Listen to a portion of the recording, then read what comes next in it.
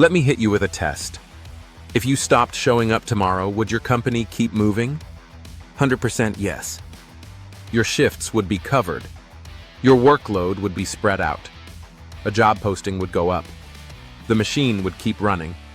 Now let's ask a second question. If you stopped showing up at home tomorrow, would your family keep moving like nothing happened? No chance. Ever. That right there is the difference between a job and a life. And yet some companies look you in the eye and say, "We are a family here," right before they ask you to stay late, skip the raise conversation, and carry the extra work with a smile. If you have ever felt guilty for wanting more, for wanting boundaries, or for thinking about leaving, this video is for you. Today, we are going to break the work-family myth, show you how it plays on your emotions, and give you 3 tactics you can use this week to protect your peace while you earn your paycheck. In my lifetime, I have watched the workplace change its vocabulary. We used to call it personnel. Cold, yes, but honest. Now it is people and culture. Employee experience. Sometimes even titles like Chief Happiness Officer. That sounds warm. Wanting a better workplace is not a bad thing.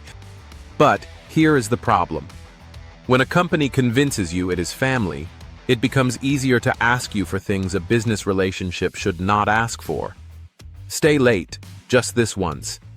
Take on extra work, just for a season. Skip the raise talk, because times are tight.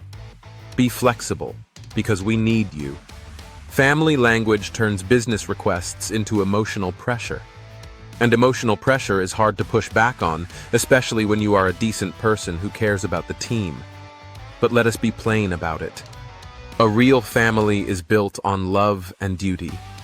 It is not conditional on quarterly numbers. A company is a legal entity built to meet goals and protect profit. That does not automatically make it evil. It just makes it what it is. A business. And when the numbers do not add up, the company will make a decision that protects itself.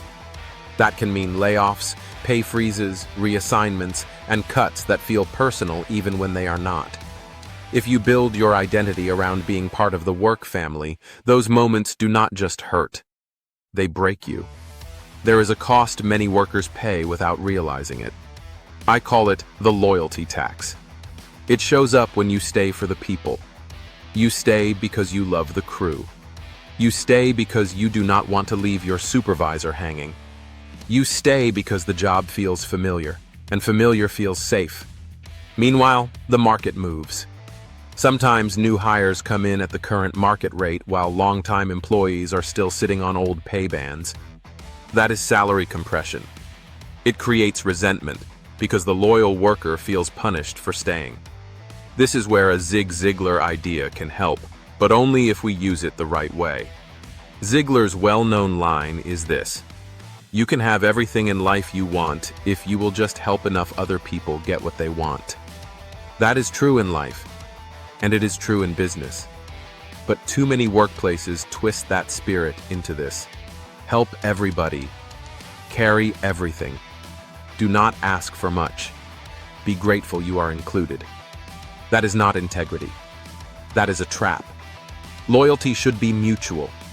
If the company wants your loyalty, it should show it in clear ways for you. Fair pay that keeps pace. Training that grows your skills. Staffing that prevents burnout. Respect for your time. A manager who advocates for you when you are not in the room. If those things are not happening, then loyalty becomes a one-way donation. Tactic 1. Switch to a professional mindset. You are not a family member at work. You are a professional. You bring skills, effort, and reliability. They provide pay, benefits, and a working environment. That is not cynical. That is clear. And clarity protects you from guilt. A professional can still be kind. A professional can still be a team player. A professional can still go above and beyond sometimes. But a professional also remembers the contract goes both ways. Here are 2 sentences you can practice. I can help with that. What should I deprioritize so I can do it well? I can stay late tonight. I will need to shift my schedule later this week to balance it. That is not attitude. That is adulthood. Tactic 2. Build a life that your boss does not control. The family story works best on people with no identity outside of work. If your only friends are work friends, leaving feels like losing your whole world. If your only hobbies are tied to the company, boundaries feel like rejection. If your only sense of worth comes from being needed at work, you will always be easy to squeeze. You need people and routines that do not have a logo on them. One night a week with your real people. One hobby that is just yours. One small goal outside work that reminds you you are alive.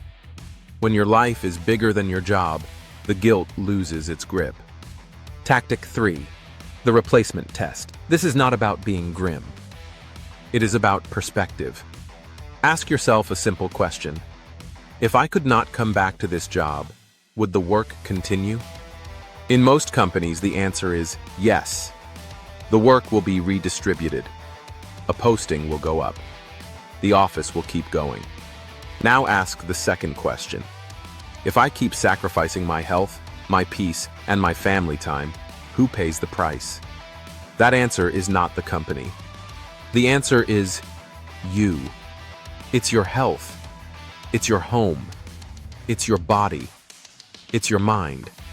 So give your best effort at work, but do not give your best self away to a place that can and will replace your position. Let me say this without spinning it negative.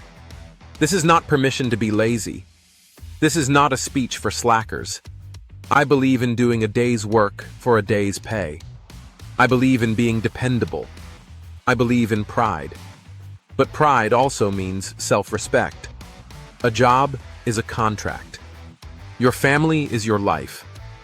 When you stop begging your workplace for belonging, something changes. You get steadier. You get calmer. You make decisions with your head, not your guilt. You do good work, and you keep your life intact.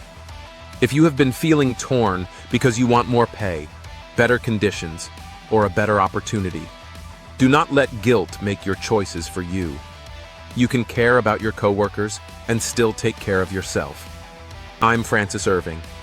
If this hit home, subscribe and share it with somebody who has been carrying too much for too long. What is one boundary you need to put back in place this week?